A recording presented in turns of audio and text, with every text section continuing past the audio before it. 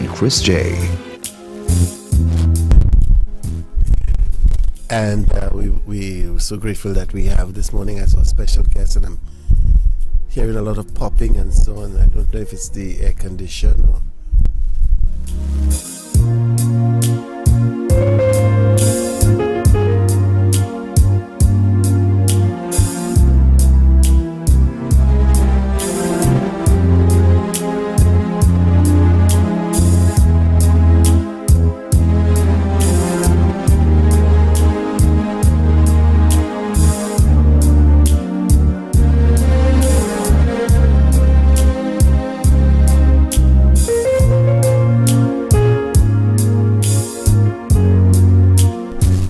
So let me apologize for that, but we were having some technical issues.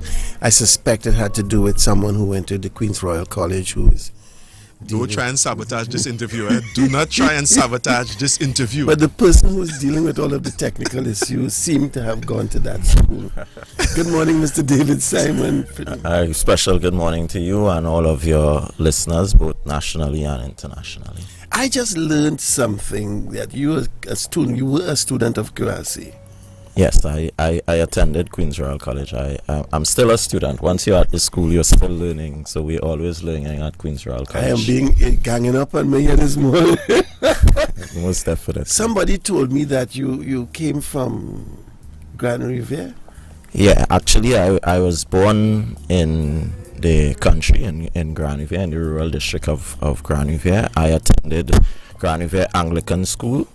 And I sat my common entrance. I'm obviously dating myself. I sat common entrance in Grand Riviere at Grand Riviere Anglican School. I was successful at my common entrance exam, and I went to Queen's Royal College. I attended Queen's Royal College from 1980 to 1987. There was a teacher in that area who ended up to be a member of Parliament, a female teacher. I'm trying to remember her name. It's not Elmina Clark Allen. I am not quite sure. I left Grand Riviere at age 10 and migrated to Belmont, where I went to school. I went back up on a couple occasions, but most times I spent in Belmont after that. Now, I do know the name Elmina Clark Allen. She was a very prominent, as you said, member of Parliament and an individual who worked assiduously in the North Coast area. So I don't know. Yeah, I think she was a teacher in the area. So you came out of that school past the common entrance, as they used to call it at that time. Yeah, it was known as the common entrance. And I notice every time I say QRC, you say Queen's Royal College. Maybe it's just habit. QRC will do fine for you, but for me, yeah, I speak of it as Queen's Royal College. I do say QRC from time to time. I have to be careful, because I don't... No, that's fine. That's fine. Out of the blow, my galash. You might go to the dean's office.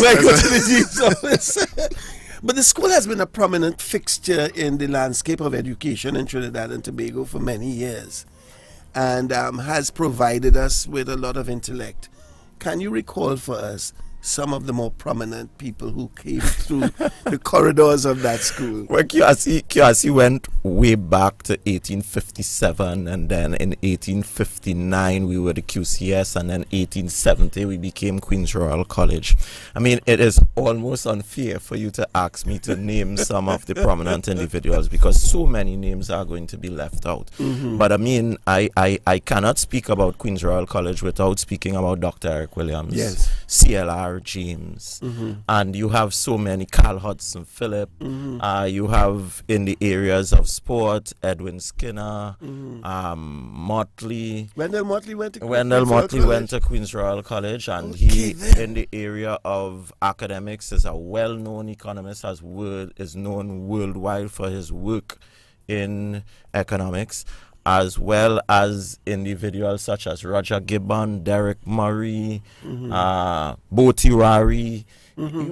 It is almost unfair for me to name these individuals. We span Peter Minshall, right, is also a QRC.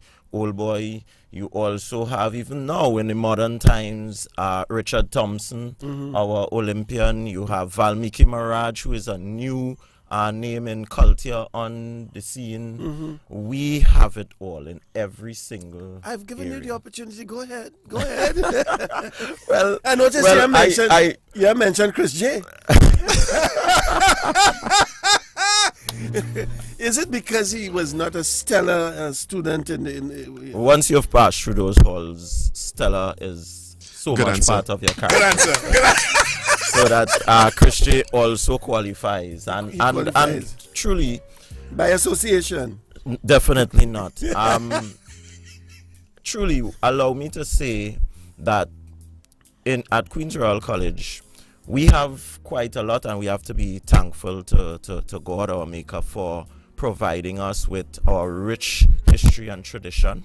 But we really cherish each and every individual that comes through that hall.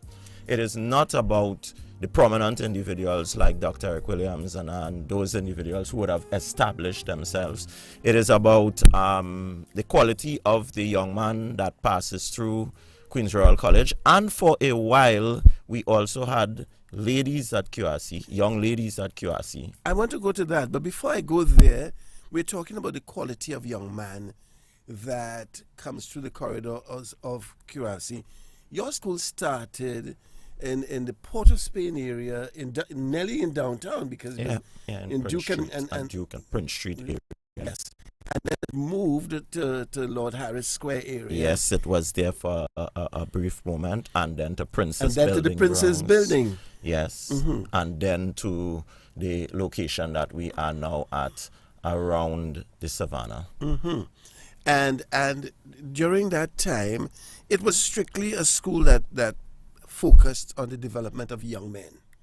Yes, and it still does. It still does. But you started to speak about the involvement of young ladies in your student corps.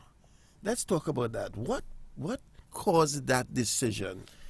It was a simple decision of a young lady who came from St. Francois Girls College, who wanted a combination of sciences that St. Francois was not allowing at that particular point in time. And she made a request. An individual who was very pivotal in this whole process. There were two individuals. There was a science teacher, very prominent, an individual who played an important role in my own development, a guy by the name of E.N.L. Lambert, Ernest Norman Lambert. And then our principal, my own principal at the time, was an individual by the name of Winston Douglas.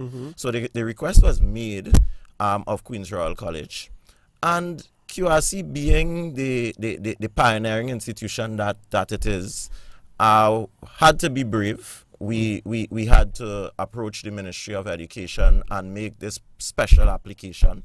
Not only the Ministry of Education, I'm sure that many of the stalwarts of Queen's Royal College from the yesteryear may not have been particularly pleased at that. But time changes, and you have to be always willing to incorporate and to embrace change. So QRC played a pioneering role, and the very first girl attended Queen's Royal College in 1986. I was actually at the school at that point in time. In 1986, I left in 1987. Her name is Hazel Ann McLean. She now lives abroad. And she started the ball rolling for a decade, well over a decade, where we had a number of young ladies who attended the school. I know that question came up some time ago because we were interviewing the dad of one of the girls who came through the school, and Chris made a confession at that point in time. I don't know if he remembers making a confession concerning a young lady who went through QRC. Well, I have no recollection of the event in question. Good morning, Reverend Elmo Anthony. Yes, I do. Good morning, Donna Marie. Giuseppe, her name is now. Just remember, Giuseppe. Name is now Giuseppe. There was the particular, I would not expose any of the amorous intentions of Chris at the point in time. I wouldn't even talk about that. That would have been when he was a young man developing. So it's all part of the learning process. I'm loving Mr. Simon more and more as the interview, proceeds. Go ahead. So you involved the young ladies, and now it has become a part of the process in the school now and other schools, because I know. Well, yeah, we always are out ahead. We set the tone, and then we move on to. Why am I doing this interview? So yes, many other schools did go that route, including the school on Frederick Street. Yeah, including the school that we will not name. We will not name that school on Frederick Street. Good morning. We're speaking with Mr. David Simon in our Legacy series on Forever Young. Our program is now being streamed on Facebook Live and on YouTube Live. So those of you who are out of Trinidad and Tobago will get to see what Chris J looks like and Mr. David Simon because of we're streaming on all those platforms. Mr. Simon, now that what kinds of issues did you think would arise with the inclusion of girls in the school? Oh, there were many. Apart from Chris J's. Well, we'll examine the positives and the negatives. So if I start with Chris J's thing, what it definitely would have done is introduce our young men to the interaction with females. Remember, we would have been in a school which was only made up of males.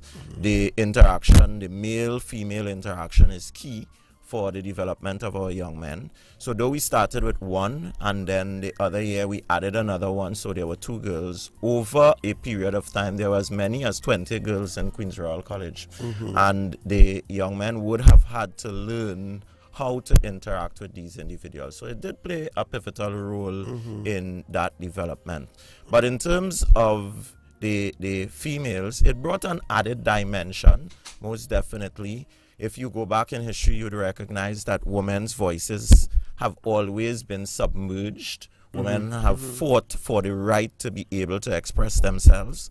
And having a female perspective amongst the student body of Queen's Royal College certainly assisted the male student to have a more holistic view of matters. So there was a positive influence insofar as the females. And allow me to say this as well.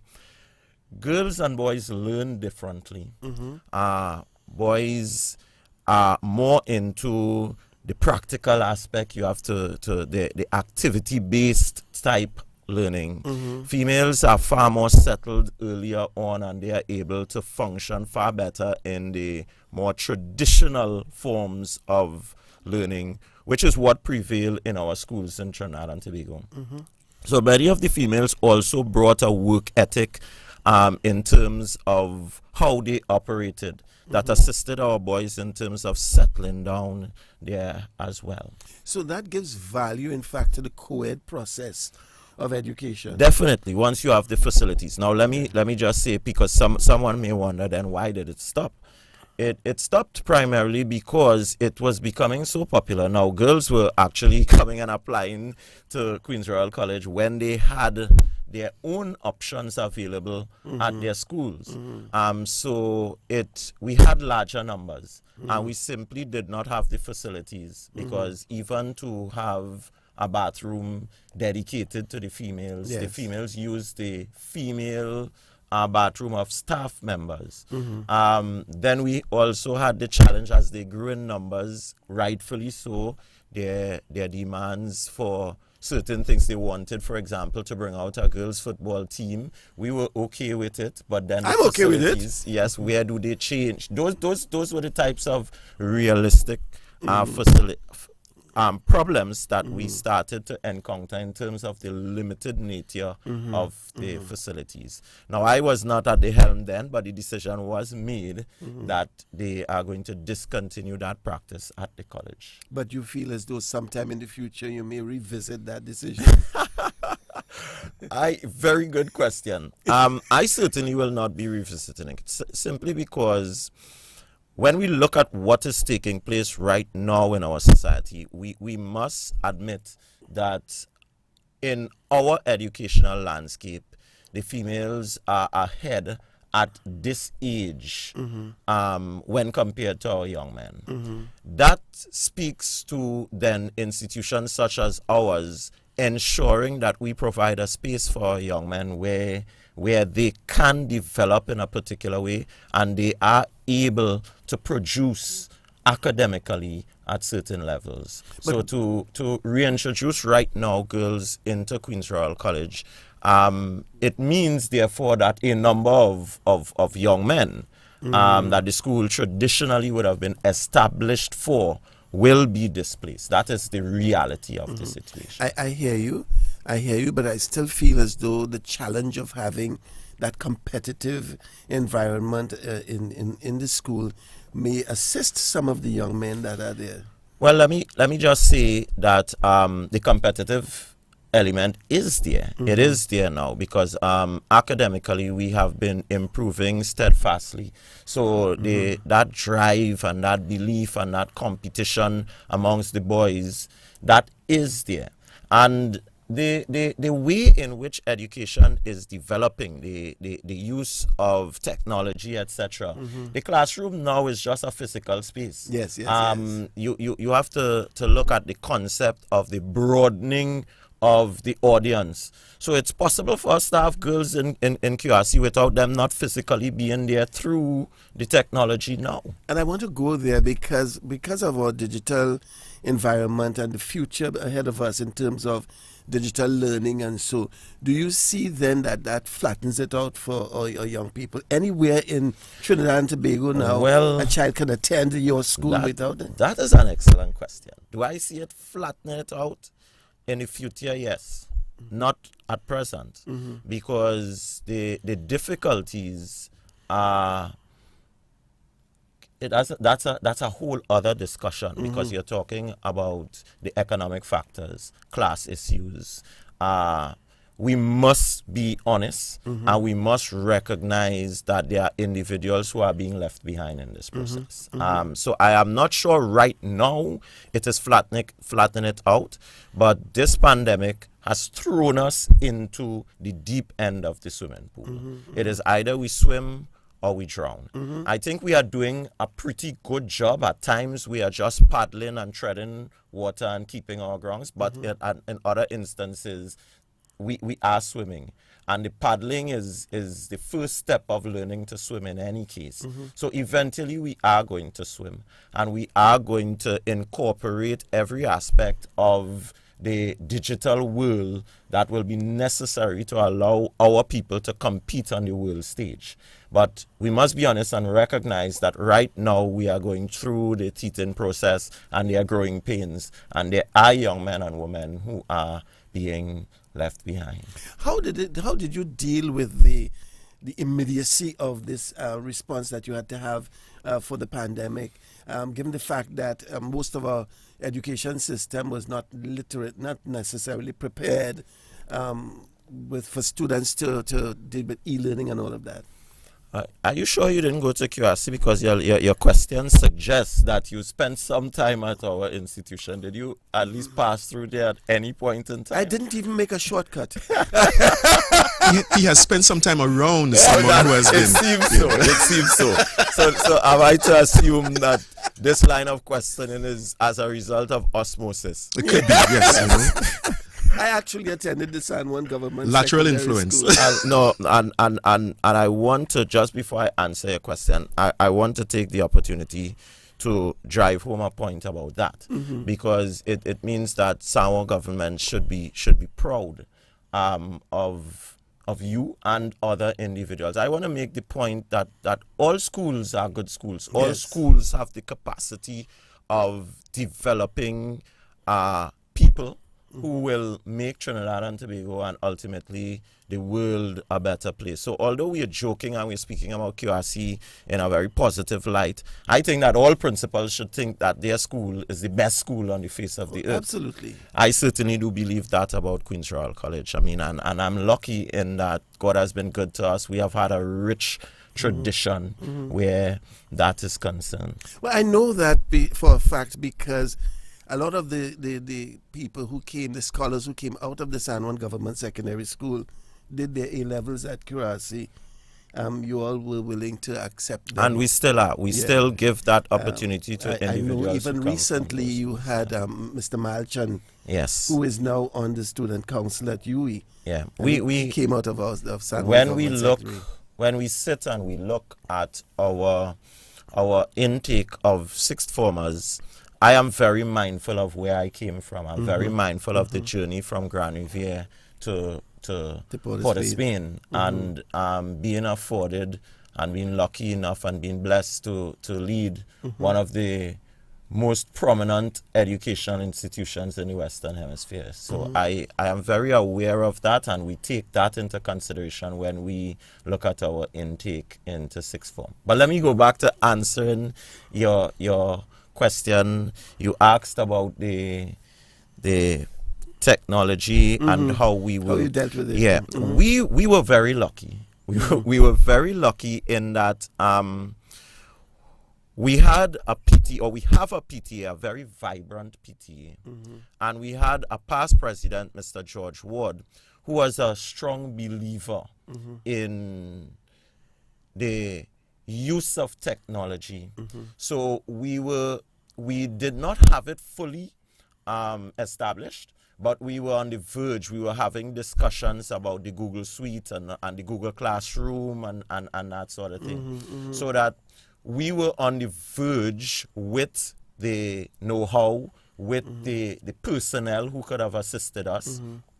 So when this thing happened, what I did initially is we operated with my management team working with me throughout. And what we wanted first and foremost was to allow individuals to be comfortable. So we allowed our teachers to use whatever platform they felt comfortable with. The first thing was engaging our boys and getting our teachers in a comfort zone, despite the challenges that they were facing. And then gradually, we started, with the help of Mr. Ward and a number of other individuals and the PTA, we started to develop the Google Suite and put more and more elements of that platform in use. And right now, what we have is the Google Suite, the Google Classroom, Google Meet that we use exclusively throughout. So I would say that we were lucky because we were toying with it, we were playing with it, we had those things. And luckily as well, when I became principal, the principal before me, Mr. Leonard Hinkson, we were always looking at, and even going back to Mr. Carter, who was a teacher, he was one of the individuals who started, along with Mrs. Shaman Prasad, she's now Mrs. Shaman Prasad Harris, started the computer program. And I remember I was a student when they actually started. There was one computer. Those days you're talking about a floppy disk and that sort of thing. But the concept has been, had been brought into Queen's Royal College, and it has been developed over time. So that in fact, would you agree that even in this pandemic time, it is a good platform to launch the whole process of educating young people to be world citizens and to be valuable career-wise anywhere in the world? That's the way of the world. That is the way of the world. If you go to the US, you go to Europe, etc., you have to be able to interface with technology to order a burger.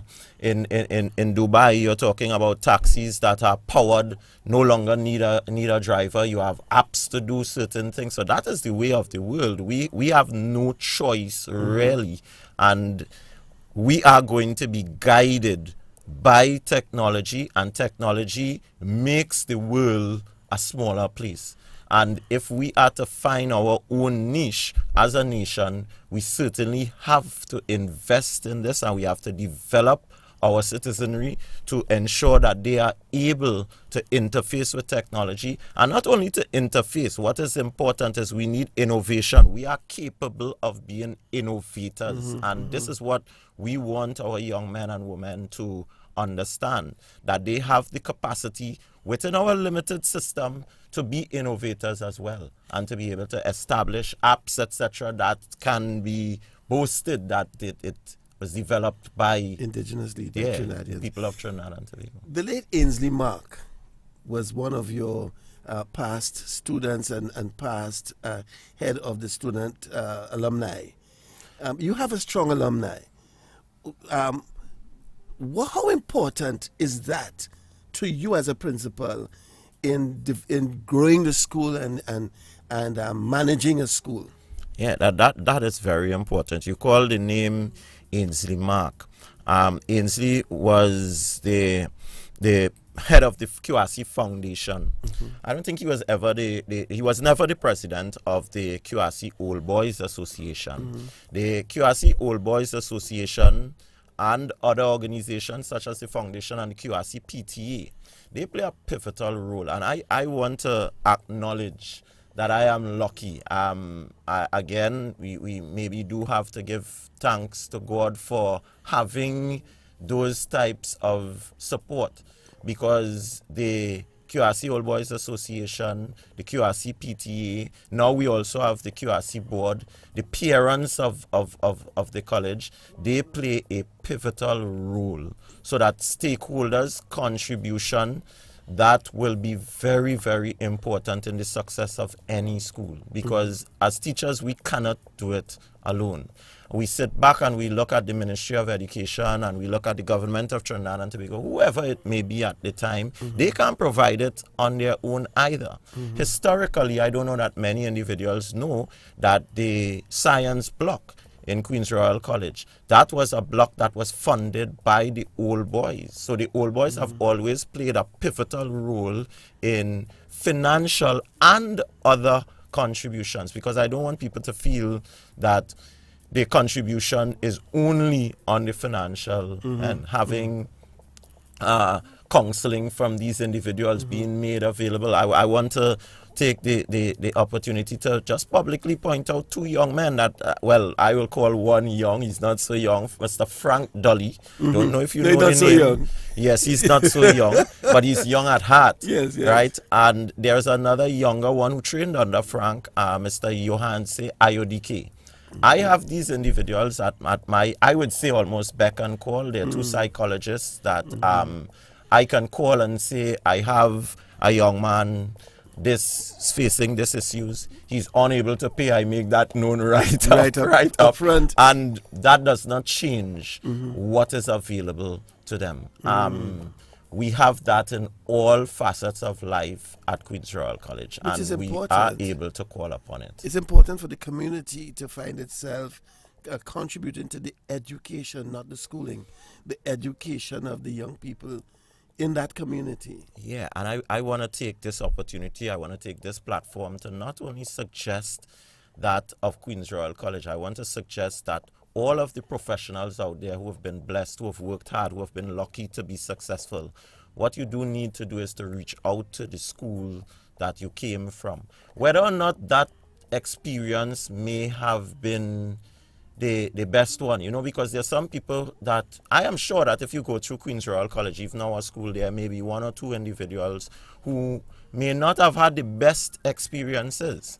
But we need to recognize that all our experiences contribute to who we are, who we are as individuals. And maybe what was happening to us then, we could not understand the journey and how it was going to prepare you. I was listening to you this morning and I heard you talking about individuals who were trying to do the right thing and were imprisoned, but the presence of God would have strengthened their will. Absolutely, yes. Yeah, so I am making that plea because it would help. It would help all schools in Trinidad and Tobago.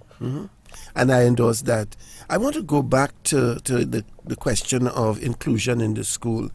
And I noted recently an article that spoke to the fact that you had included somebody who was autistic in the school population. I don't know if it's the first person or the only person you have. Tell me about the experience and the need to make that level of decision. Okay, let me answer your question on different levels. Let me go back and suggest that most definitely Rowan would not have been the first autistic child. We have to recognize that great strides have been made in the field of medicine and psychology, etc. So even when I think back to individuals that I went to school with, since I'm now embedded in the field of education, I could understand that those individuals would have been classified into different categories that we now have today. The knowledge that we now have, we didn't have 20, 25 years ago. So Queen's Royal College would have definitely, and other schools, would have definitely had to deal with individuals who would have been nowadays classified on the spectrum, right? So I just want to say that. As to whether he's the only person, definitely not. We have had individuals, and we have one student who's hearing impaired. We have two who are visually impaired. Right now, we have individuals on the spectrum. And the experience of Rowan and all of the attention that it is getting right now, I think is really God-sent, because it is an opportunity for us to recognize what is needed in Trinidad and Tobago. At QRC, to me, it wasn't a matter of my incorporating Rowan. I want Trinidad and Tobago and those of us listening internationally to understand something. Rowan's mother and his aide came. They are great supporters of this young man. So they've visited a number of schools that they wanted, I guess, the interview to get the feel to see where was the best place. But the interview with me was very short. Because to me, I said to them, basically, if your son wishes to come to QRC and he passes to come to Queen's Royal College, then this is his school. This is where he wants to be. This is where he should be. And this is where he will be. And we will be able to work with whatever the challenges that he is going to pose us. Because remember, he has earned his right to be there. So it's not a matter of me taking him. He earned his right to be at Queen's Royal College. What I did was to get the support of my staff, and I want to publicly acclaim the staff of Queen's Royal College for all of the hard work that they do and they continue to do. I was extremely supported by the staff of Queen's Royal College and the student population. We were very open so that we made them aware of what the challenges we would be facing, and there were a number of challenges. And we were open in terms of learning about the disability, having professionals come in to speak to us, to speak to the teachers, to speak to the class. And we had a number of individuals who played such a pivotal role, the entire staff. I do want to take the opportunity again to speak to the form teacher who spent 5 years with that particular class, because she understood the challenges that this young man will bring in terms of how do we incorporate him. Miss Sion Abner, right? She was very, very pivotal. Sion Abner Glaze. She was very pivotal. So the support is what is necessary, and you have to be willing to be very open and to be very flexible, because there are going to be challenges. I don't want to make any public statement here, but we've just been talking about you including people who were challenged as part of the student body. So let me ask Chris, and Chris, I don't want you to make no link right there, because what I would note, though, is that Mr. Simon spoke about people earning the right to be there, so I want to say that, notwithstanding your challenges, I earned the right. But I also, right now is about 23 minutes before the Before 9 o'clock, right? Before 9 o'clock, I want to also just interject and publicly acknowledge some of my colleagues, if I can do so. Some people that I went to school with. Want to say good morning, going out to Calvin Lockhart, to Christopher Spence, Damien Ahow, Barry Perryman, Dean Archibald, Floyd Solomon. You know, we have Ronaldo Rollocks, the entire Rollocks family. I know they are no stranger to Mr. Simon, Samuel Fraser, Sean Hoyt, all of whom have also contributed to society and in Miss a positive Anthony. way. Miss Anthony. Donna Marie, she's now Giuseppe, sir. She's now You're trying to get me in trouble. Good morning, Abner. Donna Marie Anthony at the time, Mr. Simon, I spoke of my crush that I had for her. Okay. Yes. I don't know why I did that, but it has since come back to haunt me on many occasions on this radio program. Let it be known publicly that good morning, Avon. Chris, I know that you spent your 5-year sojourn in that environment. Yes. Tell me about your experience in the school and how it matches what we've been speaking with Mr. Simon about. The term that I would use to describe one's experience in QRC is well-rounded. I think QRC has always set out to produce a well-rounded individual. So academically, we also encourage sports, we encourage music. You know, there were different avenues for you to find yourself in. So you wouldn't find it strange for someone who was involved in art like I was to also be involved in basketball or involved in science or the cadet force or the scouting band. And then collectively we supported what was our own. So we supported the footballers. You know, they were revered in our environment. We supported the basketball teams. We supported academics. Nelson was revered by you? Yeah, we called him Lemmy back in the day. I saw David Hinkson, who was our head boy. Roll Rollocks was also our head boy. And there was this mutual respect. Although the guys in the football team, they were older than us. They acknowledged that, you know, we looked up to them and they treated us with that level of respect. They encouraged. You would always find intermingling of the classes, whether it was art, whether it was sports, whether it was academics, a willingness to help one another. Avenel always mentions this. We went to Haiti on a mission trip once, and there was a guy, Emile. He went to QRC, and he was in his 70s. I went to QRC, I was in my 30s, and we spoke as if we went to school at the same time. That's Emile Fortune. Yes, Emile Fortune, and she could not understand it. I could point out in the street without even knowing his name, you know, and that to me says a lot about the culture in the school, and that brotherhood is not just a cliche. A cliche. Yeah, we actually lived it. It's not superficial. That's the word. I want to ask you both that question now, because the brotherhood, that connection between those who went before and those who are ongoing, how does that assist in the education process for you as an individual? Both as you've been students in the school, how does that assist? You give it to me. I was going to give No, it to you. I will allow you to go first.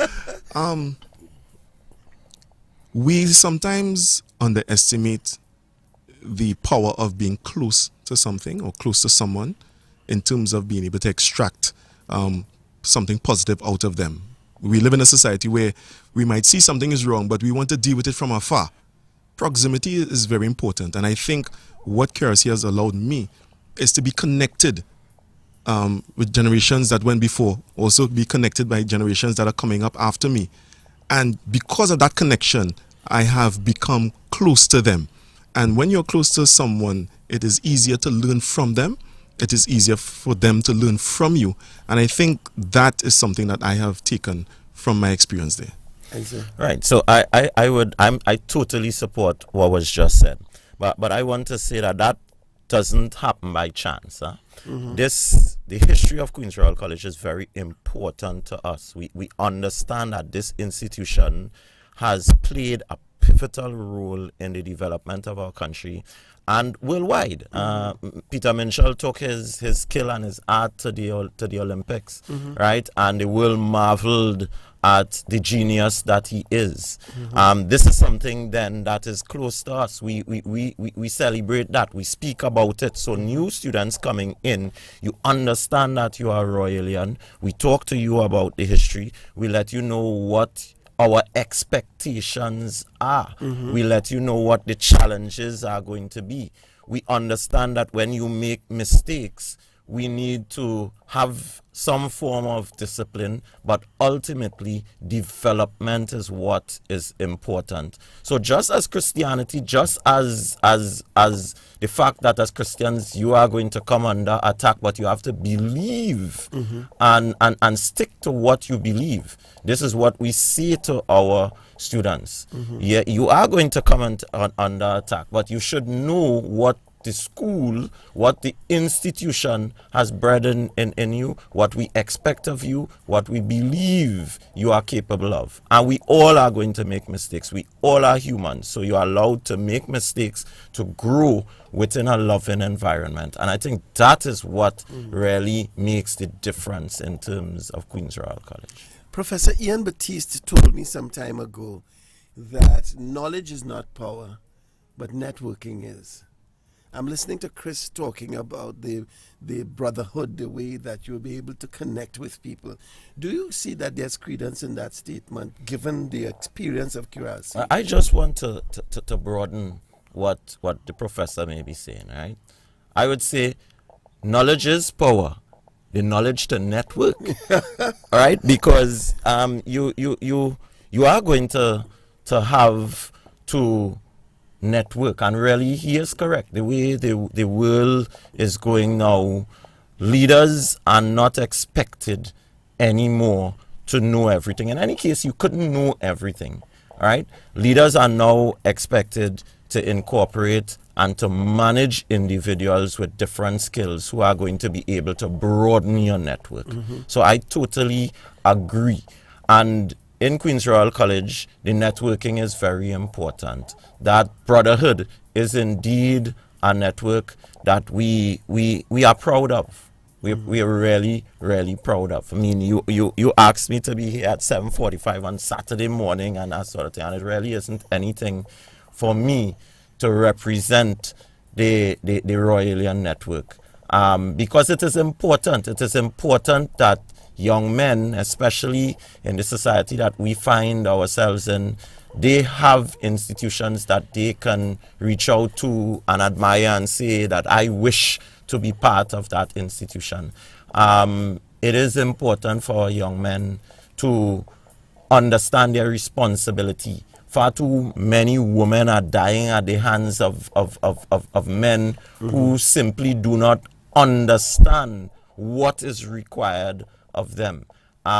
Too many men are not necessarily living up to the responsibilities and the expectations. And institutions such as ours play a pivotal role in attempting to deal with that scourge that is running through our nation at this point in time in terms of how our women folk are treated. Absolutely, Chris. So as you would expect, because of the subject matter, a lot of my colleagues are messaging me right now, so I want to shout out Ronaldo. And he says QRC is a network. It's all about networking. He also mentioned Dr. Amy Brown. He was in upper six when we were in school, lower six, upper six.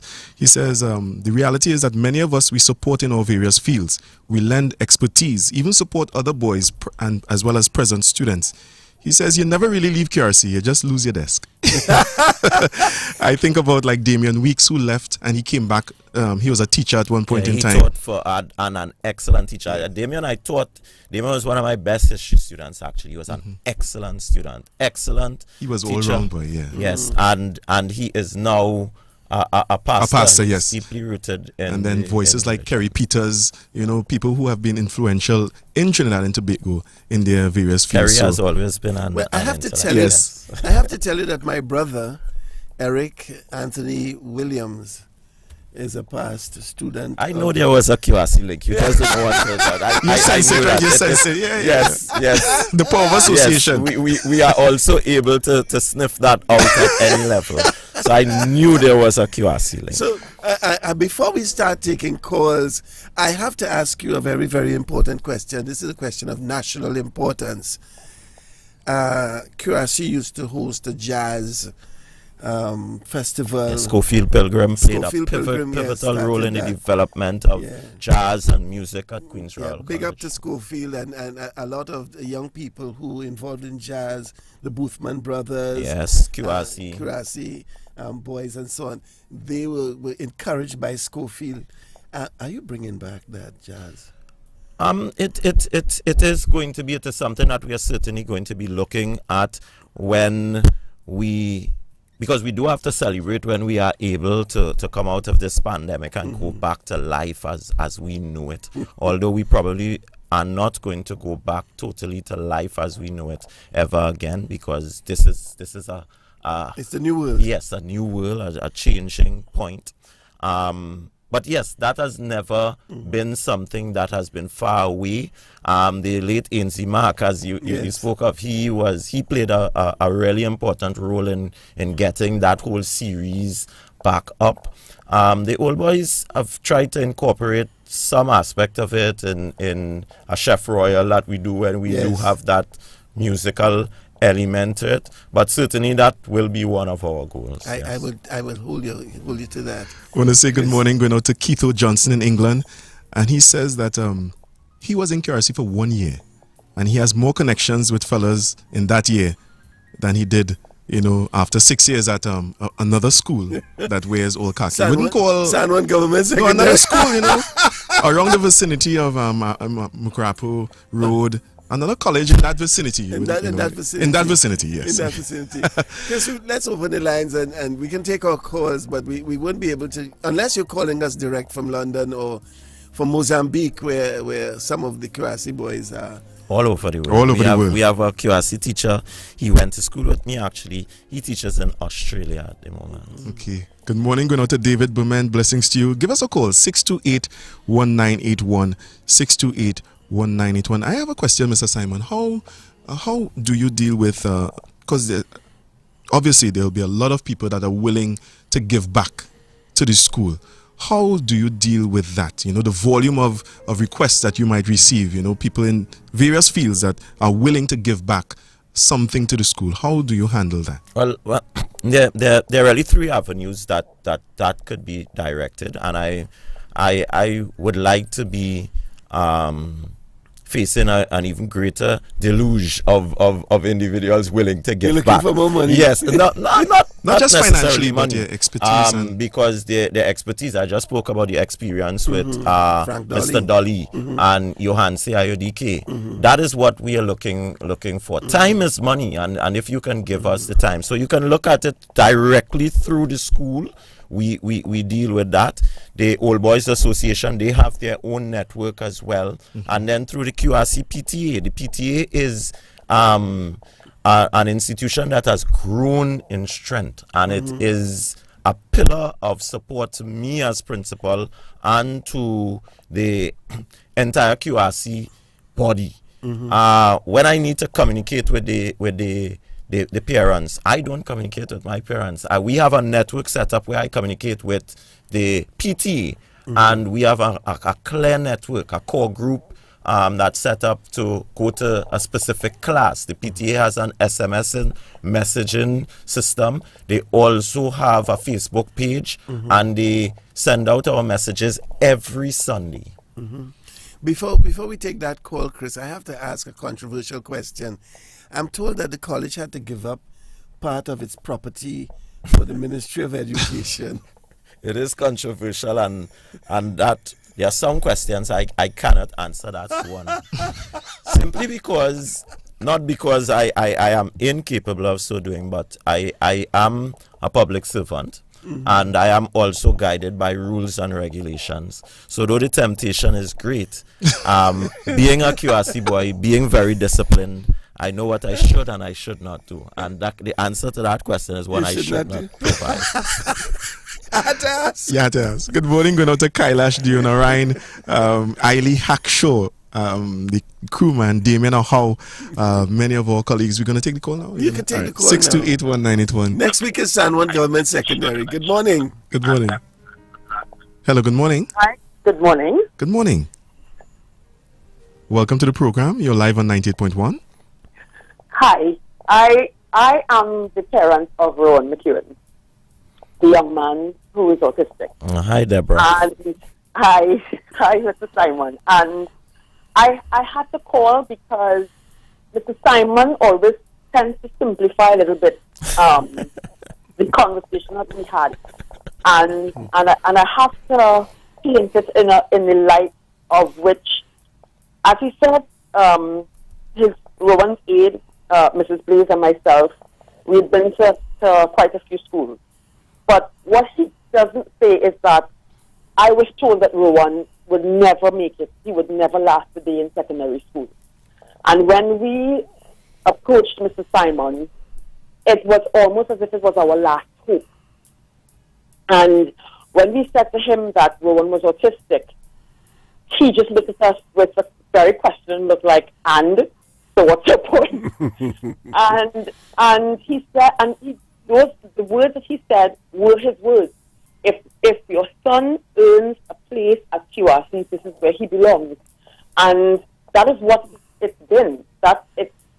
It's never been a question of, and I mean, we have been rejected from several schools throughout the world, I must say, not just in Trinidad and Tobago. Wow. And oh, by the way, your pastor, your brother, is a very close friend of mine, who I chat with from time to time, especially when I share articles about Rowan. But Eric? But yes, Eric.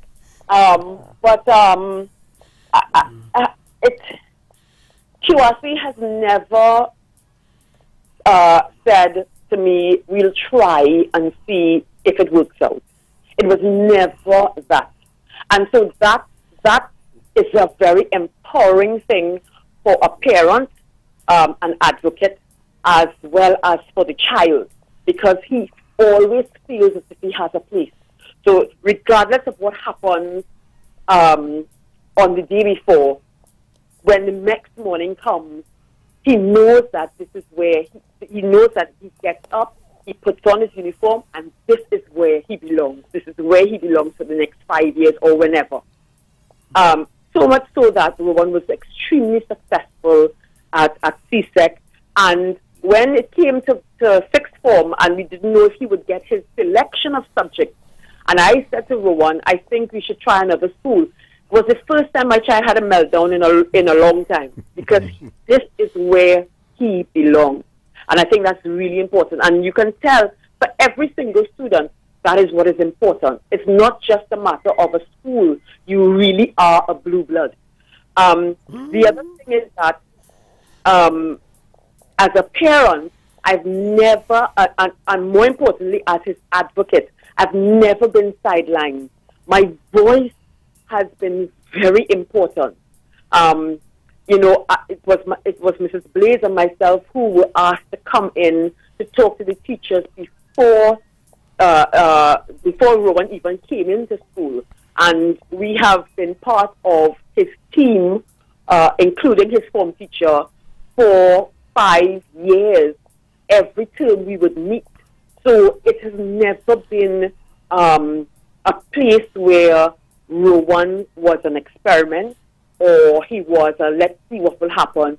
This is where he belongs. And so much so that my voice with regard to other students coming in has actually been one that has been sought, in terms of other areas as well, with our visually impaired students and any other students who may have issues. So, QRC has broken barriers, and it is leading the way with regard to inclusion. And I just wanted to publicly thank Mr. Simon for being a man of vision, but also being the epitome of what a principal should be, in terms of passion and purpose. Let me thank you for your input, and I see in somewhere in the future that we have to have you in so we can talk about parenting in this environment and how we have to deal with students that are challenged in different ways. Thank you very much. Allow me to say one thing. I mean what Deborah is saying, I graciously accept, but I have to pay a lot of credit to the staff of Queen's Royal College. Mm-hmm. It is easy for me as principal. I always say to my staff when we meet, we encourage open discussions at school. So our staff meetings, you come in and people are free to say what they want. But I always say to my staff that, listen, I know we say all sorts of things, we quarrel at times and that sort of thing, but I know when it comes to getting the job done, we get it done. And I think that all that Deborah spoke about is possible because you have a staff that is willing to work, and they work hard, they work smart, and I want to say that I really do appreciate the staff of Queen's Royal College. And when I say staff, I'm not talking about the teaching staff alone. I'm talking about the non-teaching staff. The office staff played a pivotal role in the development of Rowan. We created a safe space outside of the office, and you had people like Luann Roach, Jennifer Martindale, Takesha Frederick, Chanel Reyes, and all of them from the office who zeroed in on this particular young man to notify everybody what was taking place. So it's almost like we had a walkie-talkie system within our own network, but that could only be done with the support of your staff. I promised to steal very little time from Mickey this morning, but I know we want to take some more calls. Chris? We have one more call. Good morning. Hi, good morning. Good morning. Oh, yes. Well, Forever Young is my program, so I listen every Saturday morning. So I enjoyed your ego trip this morning, and I say ego trip lightheartedly. But I would like to flip the coin this morning on you. My guest? I know people who didn't get a job because they were not QRC people. And the other person who was a QRC old boy got the job in front of them and destroyed their lives. Not their lives, but their hopes and dreams. And they had to go elsewhere. So I want you to look at your brotherhood good. Okay. Well, let me just say, let me just answer that question. QRC young men are taught not to allow things like that to destroy your lives. This is a competitive world, and you are going to be competing against other individuals. So we teach our young men. I'm sure that there are many QRC young men who went for jobs and did not get it for a host of reasons. That shouldn't destroy your life. What is important is that you must believe in yourself.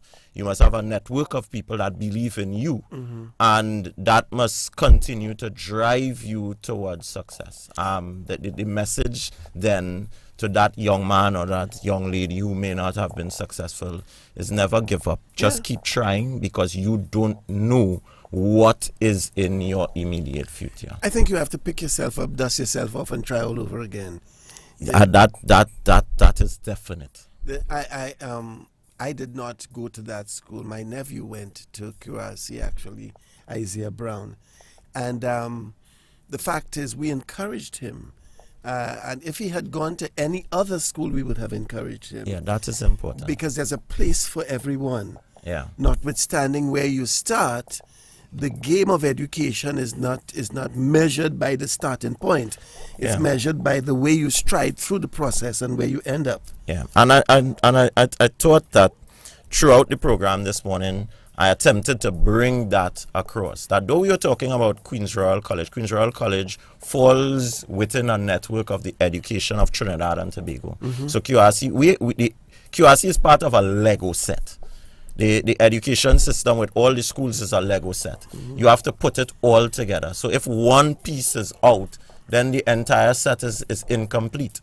What we have to do is to work on all schools to improve in terms of what they are able to produce and what they are able to bring to the table in terms of the development of Trinidad and Tobago. And though we joke about QRC, I did see that every principal is supposed to believe that your school is the best school. So I am not to be vilified because I believe that QRC is the best school on the face of the earth. I expect that the principal of Samoa government is going to believe that Samoa government is the best school on the face of the earth, and he or she does believe that, right? What we do, and we make no apologies for that, is that we allow and we breed confidence in our young Absolutely. men. And we make no apologies for that. Absolutely. And at that point, I know I've taken 2 minutes out of Yes. DJ Mickey's time, so I think it's time for me to let you go. Because I just Mr. wanted to know if Simon, Mr. thank Simon you. would want to share with us the nickname that the students call him in school. I don't know. Which one? I have been a history teacher, a dean, and responsible for discipline in QRC. I have so many nicknames. I don't know which one you're speaking of. which one did you call him, Chris? I'm just speaking about Sayo, that's what. Sayo is the most. Well, Sayo is not exclusive to me. That's just a short name. We used to call Mr. My Simon. father Yeah, has that name, Kenneth Simon. My brother, who's also Kenneth Simon Jr. I am just One of the one of the Sayos. Sayos. Even my brother, who was a teacher, who is deceased now, Dawson Simon, he was also Sayo. So you have to place us in our era and our little zones. But I know that I have many nicknames in our school. I had nicknames for my own teachers, so I can expect that. Mr. Simon, I'm really grateful that you came here this morning, and we talked about an institution, one of the Magnificent Seven around the savannah. You notice how nicely I'm speaking of the school. The most magnificent of the seven, But yes. I have to right now say Ayo Sayo. Well, let me just take this opportunity to say thank you very much. It indeed was a pleasure sitting down and talking, not only about QRC, but about, as I said, the development of young men and education in Trinidad and Tobago, and the direction that we'll be taking with the advent of the new technology, the new normal, etc. So it has been a pleasure. Thank you very much for having me. You've been a very gracious host, and it was nice reconnecting with a What's his young man name? that I have known. The young man, you know. What's his name? The young man. Thank you. Yes. God bless you. Yes. God bless you. And even as we close, we want to say special thanks going out to Mr. Simon, the principal of QRC. I just want to share this one thing. My wife and I, we are involved in charity work, and different depending on the issue at the moment, whether it's a hurricane or a storm, it would not be I don't know why I'm searching for words today. It would be normal. It would not be unexpected. That's the word. To get a call from my my colleagues, they will call and say, okay, Calvin will call and say, Chris, I'm in the Ministry of Health, we're mobilizing some stuff, we want to get it to you. Peters would call, and the Charles, Wendell, they're all in the States. Walt, they would mobilize and they would start like GoFundMe's and different things like that. So I want to say publicly, I want to say thanks for the support of my brothers. I call them brothers because we are brothers. Whatever institution you are part of, that is your family. So I can only speak to the family that I was a part of. So I want to salute my brothers. I want to salute those that I started off in Mova Anglican with, like Ulu Stewart and Virgil Straker, Hayden Defoe. Blessings to you guys. All right. My dad taught at Mova Anglican. He was a teacher at Mova Anglican Really? for many years. Yes, Mr. Kenneth Simon. Yeah. I was trying to get your teacher to come in, but she graciously said she didn't want to do an interview. I'm speaking of Mavis John Elcock. Hey. So don't He worry. actually taught with Miss John. Yeah. So Miss Alcock. Yeah, man. So we're we have working it. on that. But You're welcome. thank you very much. Really, You're really welcome, thank you and to all your listeners, do have a wonderful day. Yes. So as always, want to send blessings to my parents, Cuthbert Joseph the Bishop, and his beautiful wife, my mom, Celine, my beautiful wife, hardworking wife, Avenel Hector Joseph. They are doing some mobilization today. So thank you so much for the support, and blessings to our beautiful children, our lovely daughter Imara, and our handsome son Amani Christoph. Could not do it without you guys, all right? Dr. Denzel Street at Yale, Dr. Hakim Williams in New York, Hillary Hill, physiotherapy. QRC continues to produce, as you can tell, I'm reading from my message board. As always, want to let you know, don't package your dream to fit within your budget. DJ Mickey is up next. Stay with us, Isaac 981. I'm Dr. Margaret Elcock, President, Founder of LVN Isaac. 2021 is here. The stage is set for a global revival, a mighty move of God transcending all boundaries, all peoples, all nations, as the Church of Jesus Christ unites to fight the forces of darkness in these last and closing days. The battle intensifies, but in the midst of the darkness, the glory of God shines forth as the people worship God in spirit and in truth and in the beauty of holiness. We join with the angels and the elders singing, Holy, holy, holy, Lord God Almighty, who was and is to come. Revelation chapter 4:8. The time has come for change. The will of God must be established. His glory must thunder through the atmosphere to infiltrate